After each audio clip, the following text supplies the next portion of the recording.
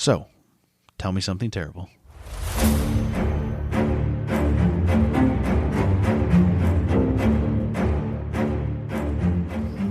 All right. Okay. Is all that going to stay in? Hell no. Okay. Do you think people need sports talk? They might. Detroit Tigers. Remember, our audience isn't strictly Michigan-based. And I would say a smaller portion of our audience is baseball-based. Yeah. Okay, we can start with that if you'd like. It's a tiny Venn diagram of people who'd be interested. People that are listening now, because we'll start at 30 seconds ago. If you'd like to hear my baseball report to Tiff on the Tigers of 2022, let us know. I'll tweet you the audio. Or I'll email you the audio. We'll keep it. I'll save it in a little folder. Okay. Yes. That's just like the Scott's 2022 Tigers preview minute with Tell Me Something Terrible. Yep. And it's just going to be in a little folder that's labeled Scott's Small Passions. Yes. Okay. Just to make it awkward. Yes. 100%. Okay. Like this whole podcast is. Yes. Are you doing it off the phone again? Yep. That's exciting. Oh, hi, I'm Tiffany. I'm Scott. And you're listening to Tell Me Something Terrible. Yeah, you are. Okay. Can you pull your phone up? It's stressing me out that you don't have it loaded or it's whatever. right here. I don't trust you. Look at me go. Look at you in your dark mode. Night mode? Dark mode. Dark mode. Yes. Okay. Like my soul. Oh, my God. Permanent dark mode. Permanent dark mode. You had a weird accent there. I did. It's because I knew as soon as I started saying the word mode, it was going to come out wrong.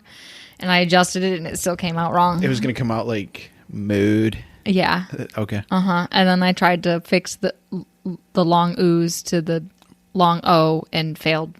It sounded like you were trying to say mode like a lawn.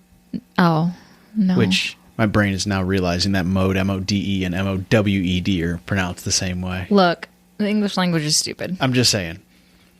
Those are ones that I usually don't link up in a la mode, but I think that's spelled M-O-D. Anyway. I also don't think that's English. No, it's French. Which is why it makes sense the way it's spelled. Okay. Let's move on. Okay. The linguistic portion of this eloquent podcast we have here can press forward. I think I did a half decent job writing this time. Okay. I felt like you were fighting off saying half-ass job. I did. You're about to Freudian slip into that. I think this one's above half-ass. Yeah. Or below half-ass. I don't know which one's better yet. Yeah, that's still a... If it's full ass or no ass. Yeah. Is it the best? If half-ass is middle? Yeah, I don't know. Yeah, I don't know either. Life's questions. Mm-hmm. Philosophers over here. Yes. So, the United States Industrial... Whoa, I don't get a clue? I don't get a hint? No. Where it's going? Okay. I mentioned it last week. Let's go. I mentioned it last week. I think I remember last week. Yeah. No. Exactly. So the United States Industrial Alcohol Company, owned by the Purity Distillery, supplied industrial alcohol for distilling and aid in munition production for the First World War, or WW1. Okay. Okay. I'm still lost. Let's go. We'll get there. With the demand of industrial alcohol sourced from molasses, Mead? No. I thought we were going mead. No. I'm trying to think of what we talked about last week. The USIAC opted to construct... USIA. Yep. It's it's the United States Industrial Alcohol Company. AC. Yep. USIAC. USIAC opted to construct a nearly 60-foot tall structure with a holding tank 90 feet in diameter. The holding tank was nestled in a grassy area known as Keeney Park near the elevated trains that run through and above the streets of Boston, Massachusetts. Okay. Near the fire station and I don't like that I still don't know what we're talking about. Okay. We'll get there, though. We'll get there. Oh, no, we said it already? Yes. Well, this topic has been covered by a couple of very much larger podcasts. And when I asked about it, you said you hadn't heard those episodes yet. So okay, I'm going to tell you. I remember that part of the conversation. I still don't remember the words that you came were after very that. drunk. Yes. So this is also nearby the fire station and like a busy strip of this street called Commercial Street. So it's like there's houses, but there's also a lot of shops. Not like shopping shops, but like industrial shops. Mm-hmm. Yep, in Boston. So construction was started in early January 1915 and finished in record time. Which is never a good sign. Usually not. Nope. And molasses was brought into Boston Harbor on the reg, but as 1919 kicked off, prohibition laws were passed and set to go into effect 1 year later. So the alcohol company was ramping up industrial alcohol production in an attempt to cash in on the now skyrocketing demand, filling the tank to near capacity. Okay. Do you know what we're getting to yet? Not the Boston Tea Party. No. No. That was a couple hundred years before. No.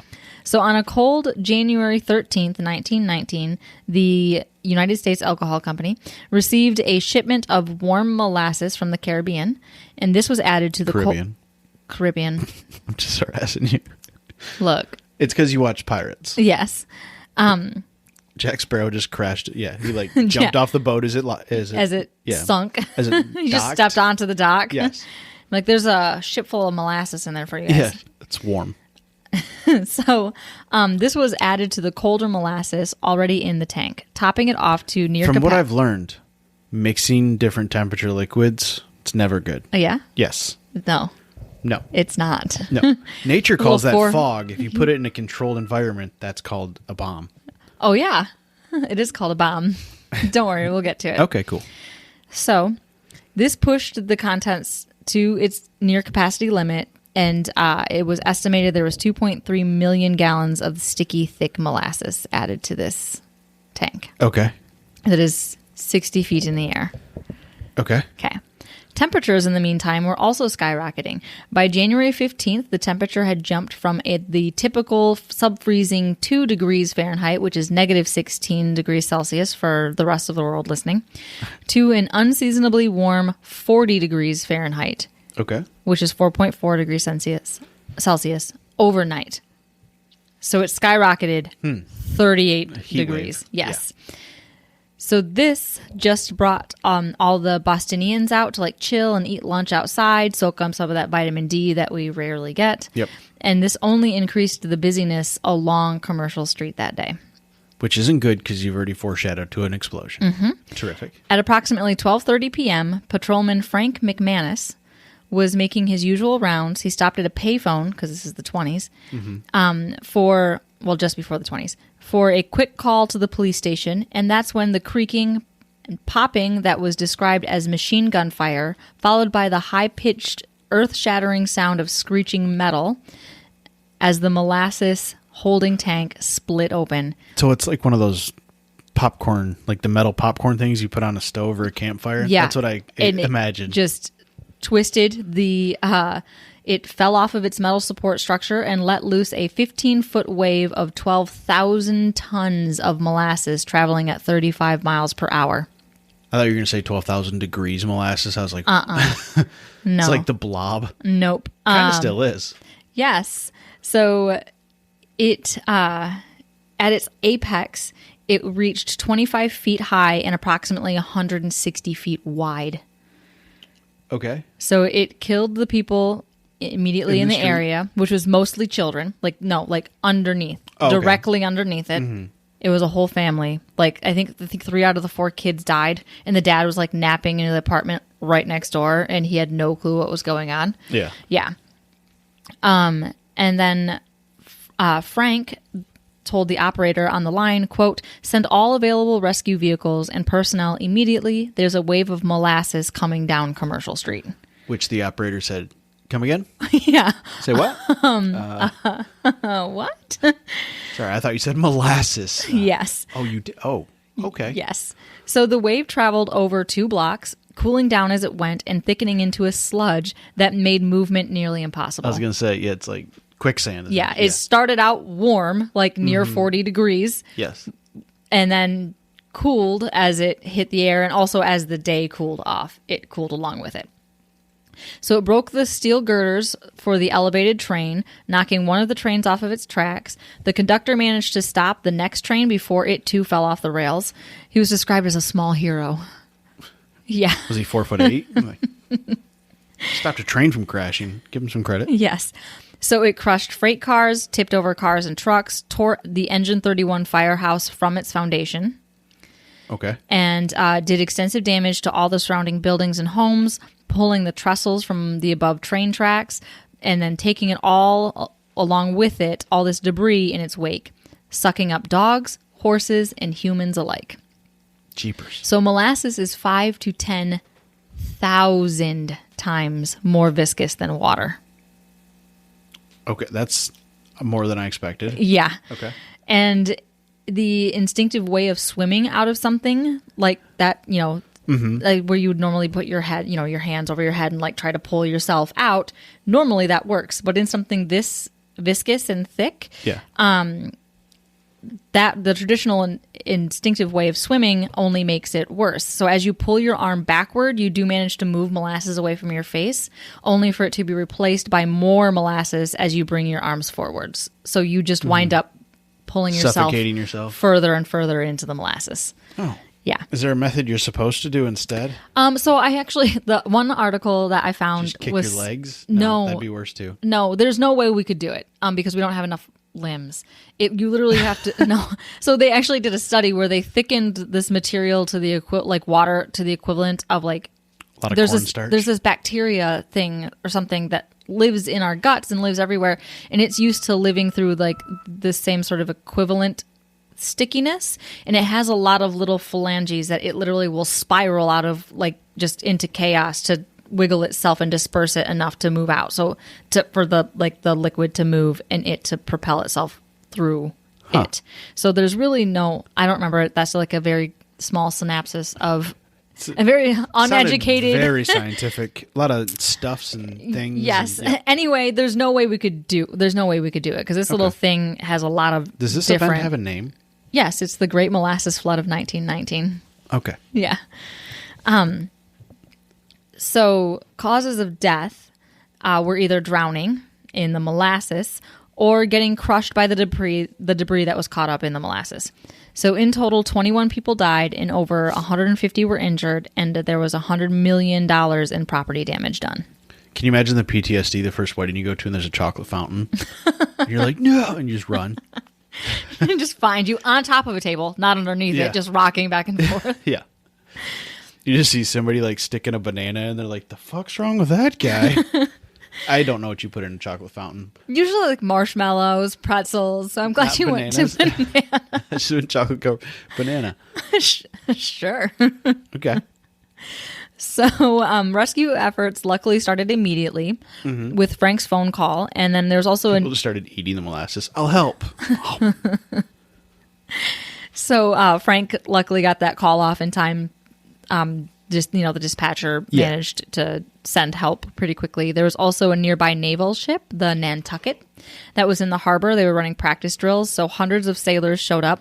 Police, firefighters, Red Cross nurses. What do you even do with all that? Like, I'm sure you'll get to it. They just walked right into it. No, I mean, like, what do you do? Like, do you scoop it up and put it in a... Like, we'll get to it. As they say. Yeah. So I feel like disposal is going to be an issue, too. Yes. They had no other choice. Bring on the rats. They just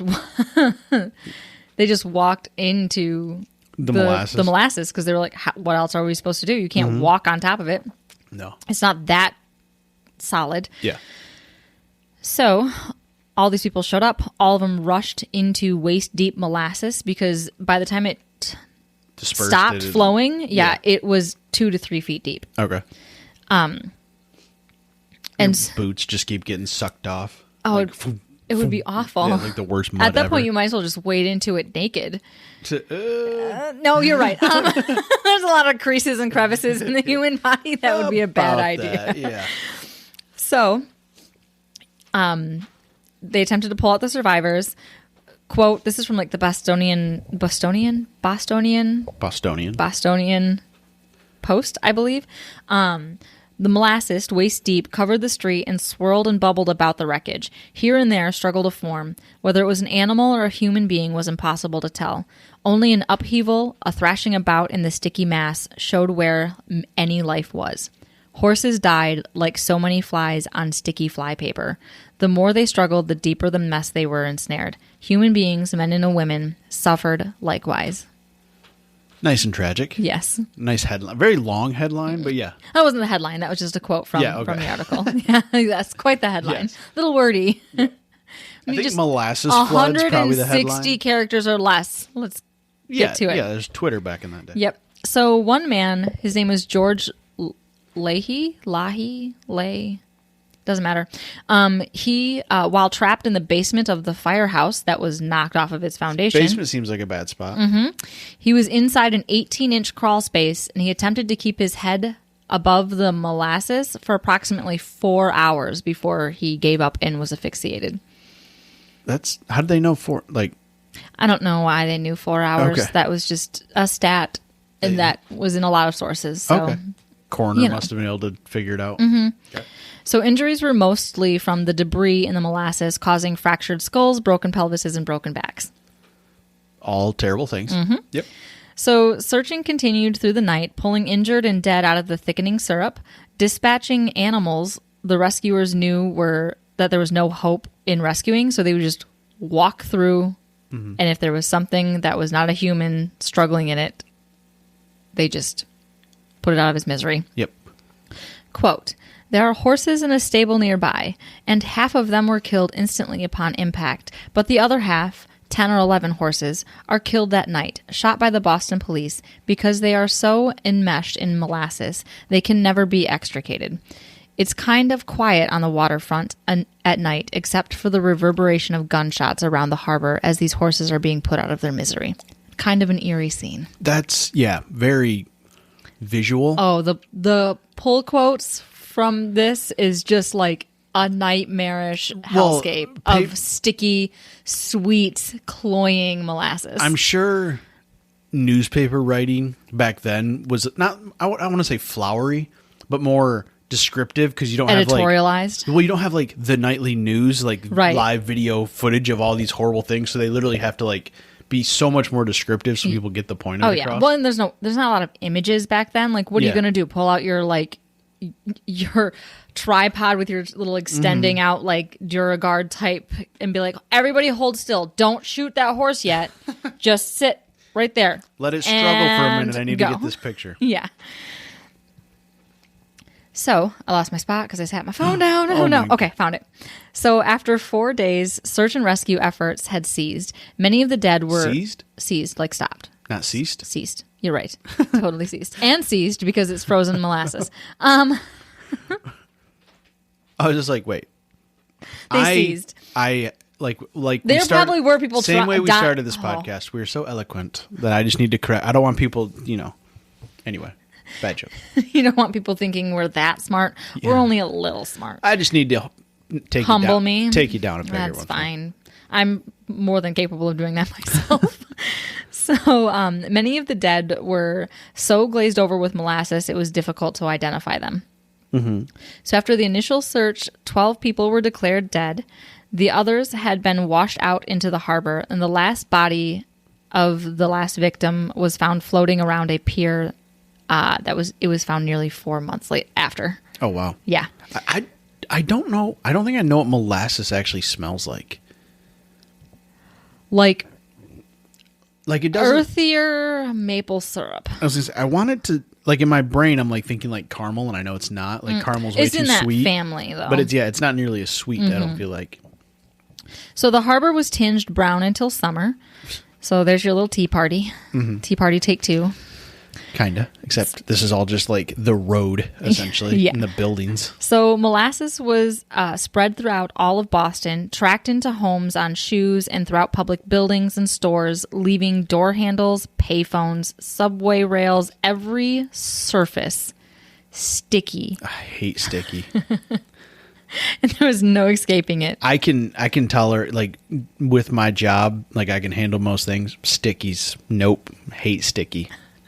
And everything you touched was sticky because people would help volunteer and then they would disperse back into their homes. That's bringing all of the sticky molasses, and it's thick sticky, like caked on biofilm sticky. That's the only thing I hate about garlic. Yeah, it is very garlic sticky. Is sticky. Yeah, it I don't know why it's sticky, but it is. It is. Sticky's the worst. Good thing you're a diabetic. Yeah. Like, I took back a shit ton of pop bottles today because we have deposit here in the great state of Michigan.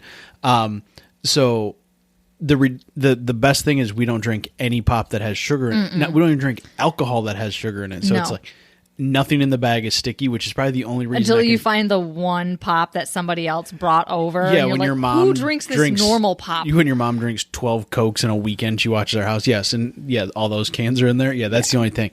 But yeah, it's like if those were bags of sticky pop cans, I would just throw them away. Yeah. I'd be like, oh, this is $50. I don't care. It's sticky. That is that bad. Yeah. Hate sticky. So it is said that the blocks surrounding the old tank smelled like molasses for decades after. Oh, wow. Yeah, there was a quote in one of the articles that I was reading where I don't know if the guy was doing like a speech on it or whatever. Anyway, there was a meter reader for the gas company, and he would go into the basements to do meter like readings, and this was in like the 50s and the 60s, and he said the basements of the Still houses, smelled? still smelled like molasses. Yeah. So cleanup took several weeks. There was over 300 volunteers. They cleaned the streets. There was over 80,000 man hours. Can you imagine like snowplows just going through and just like shaving off layers of molasses? They were using ocean water from a fireboat to like sandblast away Oh, okay. the little salt the water. buildup. Yep, and then they would use sand to absorb what was left. They were exfoliating the streets. They were, yeah. They were microdermabrasion. I bet you that was the most plump, youthful streets in America. Probably not. So 119 people opened lawsuits against the United States Industrial Alcohol What Company. alcohol uses molasses as the main Industrial some alcohol. sort of malt liquor? Malt beverage? Maybe. I don't know. Well, I'm not gonna Google it. I'm just industrial curious. alcohol is used in a lot of other things too. Remember, we did the episode on all the people that died yeah. from the industrial alcohol that was too strong. Yep. So because the government made it that way, Yeah. it's almost like if you make stuff that people are going to do anyway illegal, more people die Yeah. from it. Maybe. But yeah, the prohibition one. Yeah. Yeah, I do remember that. Yep. So, but they were also using it in the war too. In the wars. Oh my gosh, I Yeah. almost rubbed my contact right out of my eyeball. Oh, that would have been bad for Tragic. me to watch. No. It might have sucked for you, but I would have had to watch it. And that's And then he would have thrown up everywhere. me over here is worried about me. You keep yourself under control. So eventually all of these baby lawsuits were collected and amassed into one giant lawsuit for wrongful death and neglect. So the proceedings lasted over 5 years. There were only 3 possible outcomes presented at the trial. 1, either there was some sort of natural explosion from the fermentation process, Okay. because it ferments inside of the holding tank, All right. or there was sheer neglect on the USIAC's part, which led to the structural failure. Or 3, the USIAC's defense, they claimed it was sabotage. Oh, okay. Yep, by way of anarchists. All right. I like that theory. Let's roll with that. Spray painting the big A with the circle around it with Yeah. their little bandanas on their face. They probably blamed they were from New York. No, they said that they were Italian. So there had been Italian anarchists blowing shit up for years, and I think in 1918 they'd actually been threatened to be bombed. Okay. Because they were supplying alcohol for munitions for World War I. Okay. So as like a way of protesting the war, things were getting blown up all over the area from anarchists. So they postulated. Yep. Yes, look at me go. I know words. I didn't even write that one down. Pulled that from my own noggin. Look at you go. So they had postulated that an anarchist had climbed up a ladder on the tank. It's a big ladder. Mm-hmm. 60-footer? Yep, a Okay. 60-foot ladder. Yep. Up a tank. Those up the tank. Those are easy to walk around with. Yes, they Yeah. are. And that they had dropped a pipe bomb into the fermentation vent. Because they knew exactly where that fermentation vent was, on the top of that thing. Yeah. Leaned a ladder against it, climbed up in their little hoodies, and We know dropped that a pipe vents, bomb. I mean, from Star Wars, we have learned that vents, like, they are the weak spot. yeah, those thermal vents. That's where I would have dropped a pipe bomb. In someone's thermal vent. Wow. Yep. So there is no way,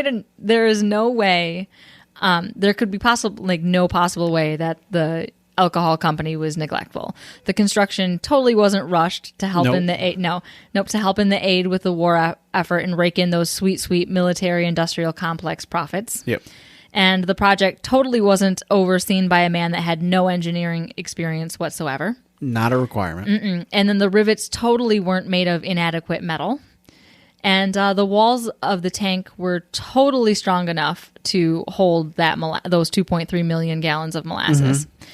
And the alcohol company totally didn't fail to do routine safety and structural This is why checks. Percy was so concerned with cauldron bottoms. Yeah, The thickness. the thickness of the cauldron.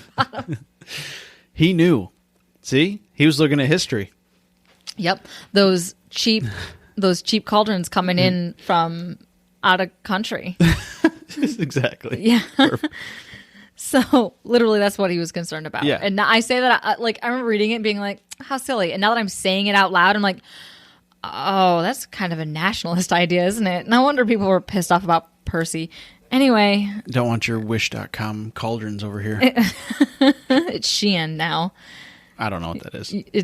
It's wish.com 2.0. Oh, cool. Yeah. So, and the holding tank totally had not been leaking for the entirety of the 4 years that it was in use. Oh, good. Mm-hmm. Just little molasses raindrops. Mm-hmm. So, no, there weren't raindrops. No? No. Just globs. yes. So court cases, surprise, surprise, found out that all of these things were actually true. Okay, good. It was concluded that the United States Alcohol Company had poor oversight and poor engineering, that it had rushed the building of the tank, and it was using inadequate materials like the rivets and the sheet metal. Mm-hmm. And they knew of these weaknesses in the structure. So by ways of repairs, the leaks were caulked over, and the tank was painted brown. Oh, so you couldn't see the molasses. Mm-hmm. Oh, good. It didn't matter. It didn't do any good disguising the seeping molasses because children in the neighborhood still spent the summers prior to the molasses tsunami collecting what seeped out of the holding tank into buckets to take back home. Nice. Mm-hmm. Some people have a well. Some people have a leaky molasses tank. Yeah. That is painted brown, so it looks like a giant floating shit in your town. Yep. Diuretic shit, too, because it's constantly leaking. Yeah. It's got some anal seepage. And it's viscous, as they say. You should go to a doctor. Yeah. So The workers... shithole of Boston. So workers also reported that the tank was creaking and groaning since the day it was built, whenever the weather warmed or the tank was filled with new shipments. It's like 8 a.m. when you've already had a cup of coffee. Things start creaking and gurgling. Yeah. You're like, oh, the molasses is coming. So in 2015, an engineer named Mayville reported that he did like a study, and he reported that the tanks, the walls, were too thin by half of what they should have been to keep the molasses contained. They're made out of aluminum. Mm-hmm. And when you pair that with the shoddy craftsmanship and maintenance and the extreme temperature flux over 24 hours prior to this incident, that's how you get the Great Molasses Flood of 1919. This is a callback to when It Seems Doomed. The whole town. Yes. So the prosecutors presented over 1,500 pieces of evidence, and some 1,000 witnesses were called to testify during this huge court case. Okay. And the closing statements lasted 11 weeks. What I would have done is I would have had 2,000 witnesses on my list to call to stand, and 1,000 would have been all the people that died, and you just would have named them off one by one. Oh, sorry. There's only 21 people that died. Anyway. But yeah. Yeah, just put those at the top of the list, so you have to call them out in front of the stand. Yes, just leave 21 empty chairs. This is why I'm not a lawyer, too. No. The theatrics Yes. in court cases? Oh my God. No, you would thrive. Maybe. And you're just... Choose your words wisely.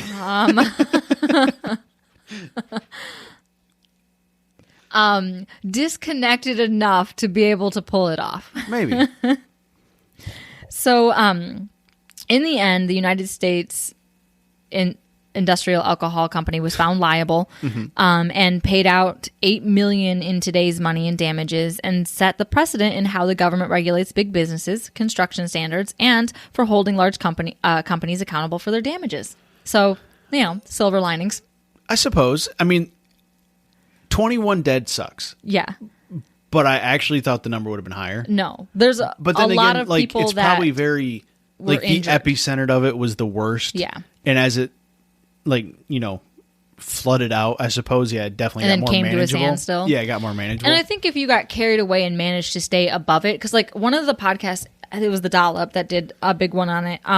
They brought up a story about like this little boy who was literally on a hunk of debris, surfing the end of it and like coming to a stop in front of his like sisters who were just like watching, like what the actual fuck. And this kid was like, I think younger than Lily. Yeah. Yeah. So people that got caught up in the end managed to kind of literally ride it literally out. ride, or at least be able to wade through it if it's only a couple feet tall. But yeah, most of the damage happened at the front. It's moving super fast at the beginning, but it definitely has a steep decline. Could you imagine 165 foot wide, as tall as our house, wall of just molasses coming at you? No. At that point, you'd be like, all right, well, it's been fun. That's like say your prayers that's a Disney and just movie thing. Yeah, like, it seems whimsical because you're like, ooh, molasses, and then you're like, no, molasses. Yeah, no, this is not going to end well. And it wouldn't be like a quick drowning like water where you'd breathe it in and it'd fill your lungs and you'd be done. I feel like it would take so long to fill your lungs. I feel like you'd see it and you'd be like, no, and you'd brace for impact, and then nothing would come. You'd turn into be like half as far as you thought it was going to be.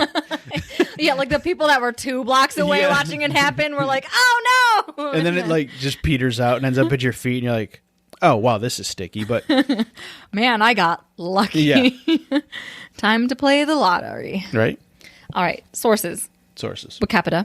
Naturally. Massmoments.org. Oh, like Massachusetts. Yes. Okay. Yep. An article called The Great Molasses Flood. Then thescientificamerican.com, an article named The Science of the Great Molasses Flood. So if you really wanted to nerd out, that's where they have the little thing with the bacterias and the whirligigs and the arms that... And vectors and and angles. Look, and there were like... speeds. There was like numbers with the like to the like 15th nth. Look, I didn't have to mess with that kind of math. That was like 20 years ago. I didn't have to. I didn't want to, so I didn't. No, I studied art. And then history.com article, The Great Molasses Flood of 1919, and 2 articles from bostonmagazine.com titled Timeline, The Great Boston Molasses Flood, and 12 Things You Didn't Know About the Great Boston Molasses Flood. As in, to assume you knew 12 things about it to start with. Exactly. And, yep, that's this week's episode. Okay. Did you have fun? Yeah. Anytime, okay, it's easier to be mad at a big business. Absolutely. Than if it's like one person with like murdering innocent people. Yeah. These were innocent people too. And it's like shitty of that business. Yes. But there's not a face like and a name. Like there's just a company. Yeah. And that's completely just probably full of shitty people at the top at least. That, yeah, just had mass oversight. Thank goodness things aren't like that anymore, right? Oh, it's been over 100 years, and the amount of change. We have come so far. Is unprecedented.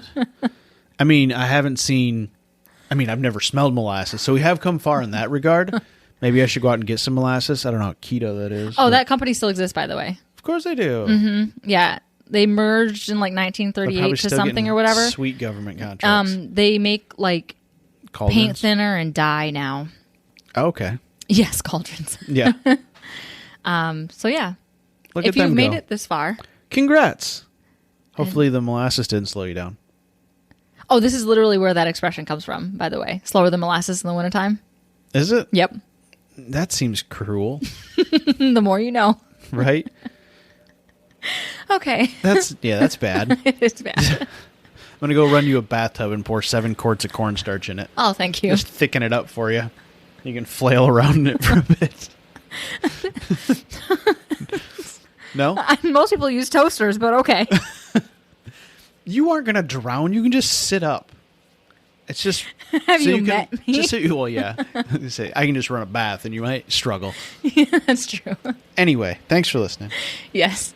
Hopefully you enjoyed your Easter, if you celebrate Easter. Yep. If not, you had Hopefully you enjoyed your full moon if you celebrate full moons. Yeah. That's tonight, in case you care. Is it? Yep. That explains a lot. Let's get drunk and celebrate the full moon. Okay. Go charge your crystals, lady. Okay. All right. Bye. Goodbye.